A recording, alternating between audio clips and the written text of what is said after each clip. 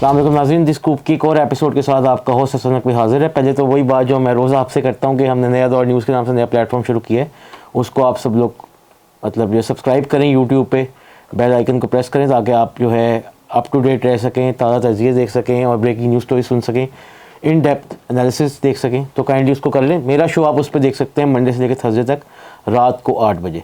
नाज़रीन, आज हम आपके लिए 2 खबरें लेके आए हैं। पहली खबर तो ये है कि जो फ्लड्स वगैरह आए थे पंजाब में और पूरे मुल्क में, उससे काफ़ी सारी फसलें डैमेज हुई, जिससे फार्मर्स को काफ़ी नुकसान हुआ। उसमें अब एक चीज़ सामने आई है कि उकाड़ा के जो पोटैटो फार्मर्स एंड फ्रूट के जो सोसाइटी बनी हुई है 1979 से काम कर रही है, गवर्नमेंट को बताती रहती थी कैसे पोटैटो क्रॉप को और कॉर्न को बेहतर किया जा सकता है। उन्होंने डिमांड की है, सीएम साहब को एक लेटर लिखा है उन्होंने चीफ मिनिस्टर पंजाब सैयद मोहसिन नकवी को, जिसमें उन्होंने डिमांड की है कि जो पंजाब की एग्री इनकम टैक्स की रिटर्न की डेट है जो 30 सितंबर 2 दिन बाद थी, मतलब आज 23 हो गई है, 2 दिन बाद छोड़ के 30 तारीख को आखिरी दिन था। तो उसमें वो कह रहे हैं, उन्होंने रिक्वेस्ट की है कि जी 29 तारीख को छुट्टी आ गई है मिलाद नबी की, और फार्मर्स वगैरह काफ़ी जो नेशनल कैलेमिटीज़ थी उसकी वजह से उनकी फसलें काफ़ी तबाह हो गई, तो वो कॉन्सनट्रेट नहीं कर पाए। कुछ को सेंसिटाइज़ का भी इशू था कि लोगों को सेंसिटाइज एज सच उन्होंने उसमें डिमांड की है कि उसको एक्सटेंड करके 31 अक्टूबर तक कर दिया जाए, मतलब 1 महीने की एक्सटेंशन दी जाए ताकि ज़्यादा से ज़्यादा फार्मर्स जो हैं वो फिर कोऑपरेट भी कर सकें गवर्नमेंट के साथ और टैक्स जमा करा सकें।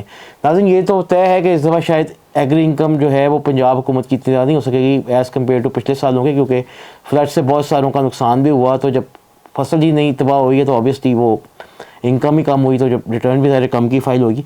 उसमें नाज़रीन जो एक पिन पॉइंट उन्होंने इशारा किया है, अफजाल हैदर रिजवी साहब हैं, उसके फाइनेंस सेक्रेटरी, बहुत अच्छे पाकिस्तान के वन ऑफ द लार्जेस्ट जो है पोटैटो फार्मर्स हैं, बहुत काबिल हैं, एजुकेटेड हैं। उसके अलावा वो जो आप कह सकते हैं कि प्रोग्रेसिव फार्मर है। उन्होंने उसमें लेटर में डिमांड की है कि जी जो फेडरल बोर्ड ऑफ रेवेन्यू है वो तो सेंसिटाइज भी करता है, एजुकेट भी करता है, टीवी में कैंपेन्स चलाता है, रेडियो पे कैंपेन्स चलाता है और अखबारात में इश्तिहारात देते हैं कैसे टैक्स रिटर्न फाइल करनी है, कब फाइल करनी है, 30 सितंबर। उनका ये दावा है कि जो पंजाब का बोर्ड ऑफ रेवेन्यू है उसने इतनी अच्छे तरीके से काम नहीं किया जिससे फेडरल बोर्ड ऑफ रेवेन्यू करता है। केवल लोगों को कहा जी फार्मर्स को सेंसिटाइज नहीं किया गया, उनको बताया नहीं गया कि 30 सितंबर तक आपने जो है वो फसलों की जो टैक्स रिटर्न है, एग्री इनकम टैक्स रिटर्न है, वो शो करनी। तो इसी वजह से उन्होंने ये डिमांड की है कि जो है ये एक्सटेंड करके 31 अक्टूबर तक जो है वो कर दी जाए, बजाय कि 30 सितंबर हो। हमारी और कुछ फार्मर से बात हुई नाज़रीन, जिसमें कुछ 1-2 फार्मर्स थे जिनके फसलें तबाह होने की वजह से वो जो है कुछ की तो अपनी मवेशी भी जो है वो नुकसान उठाना पड़ा। कुछ की 1-2 फार्मर से बात हुई, उनकी तो वो फसल तो तबाह हुई 1-2 तो गरीब फार्मर वो रोने लगे तकरीबन। हमने उनसे बात की नया दौर डे 5 टाइम्स में, अभी इसकी आप खबर भी हमारी पढ़ सकेंगे 5 टाइम्स में, वो आज ही पब्लिश होगी, वो भी आप देख लीजिएगा। उसमें उन्होंने बताया कि बच्ची के जहेज़ था वो भी तबाह हो गया।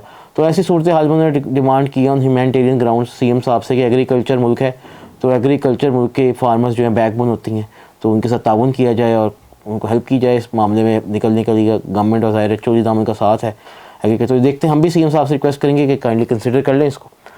दूसरी खबर नाज़रीन जो है वो पंजाब में, और देख रहे हैं जैसे शोबे चशम की वबा फूट पड़ी है, जिसमें वो ये ज़ाहिर लग भी जाती है, कंटेजियस है, एक दूसरे लग जाती है।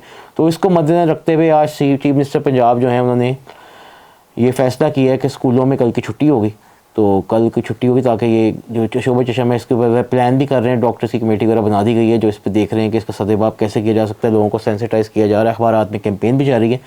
तो देखते हैं ये वबा पे काबू कितनी जल्दी हम पा लेते हैं। 28 तारीख की छुट्टी वैसे ही हो गई, तो 29 की जो है उसके बाद जो है आपकी ईद मिलाद नबी की छुट्टी हो गई, फिर आगे वीकेंड आ जाएगा, तो ये तकरीबन 1 या 2 तारीख को स्कूल खुलेंगे। तो देखते हैं नाज़रीन, यही चीज़ें हैं अब सब सामने हैं। तब इसके लिए दूसरी तरफ जो दूसरा वो इंजेक्शन वाला मामला है वो भी उसकी तहकीकात शुरू हो गई हैं। वो जो एक कंपनी का इंजेक्शन था जिसमें जो शौकत खानों के पुराने फॉर्मर एम्प्लॉय थे वो बाद में चले गए सायरम हॉस्पिटल में, और उन्होंने वो दवाई बना के तो उसको वो किया, अब उसकी कीमत भी बन गई है, जिसमें 11 ड्रग इंस्पेक्टर्स हैं नाज़रीन वो फारिग कर दिए गए हैं, जिनकी मतलब ये गैर मेयारी तरसील होती रही और वो की रोक सदेबाप नहीं कर सकते। इसके अलावा एक जो हाई लेवल कमेटी बनाई गई है जिसके अंदर जो है हेल्थ के मिनिस्टर जवेद अकरम साहब भी हैं और डॉक्टर जमाल नासिर जो हायर सेकेंडरी हेल्थ वाले हैं, दोनों मिनिस्टर जो हेल्थ के हैं पंजाब के, वो उस कमेटी में है और वो 7 दिन के अंदर वज़ीर साहब को अपनी रिपोर्ट देंगे। तो जो लोग भी इसमें इन्वॉल्व हैं उनके लिए छापे मारे जा रहे हैं, उनको गिरफ्तारियाँ अमल में लाई जा रही हैं। नाज़रीन, आज के लिए इतना ही, जल्द ही आपके साथ अगले एपिसोड से कल हाजिर होंगे, तब तक के लिए इजाज़त दीजिए। हसन नकवी आपका होस्ट।